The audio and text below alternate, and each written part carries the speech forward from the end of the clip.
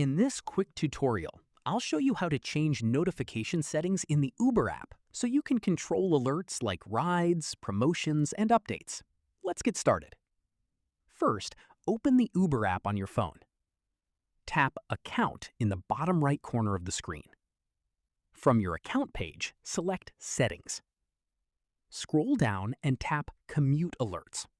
Inside Commute Alerts, there is option for Add a Commute for the rides you routinely take, receive personalized commute notifications with traffic and wait time, and also get suggestions on when to request a ride for a timely arrival. If you want to set any notification settings, simply tap Set an Alert.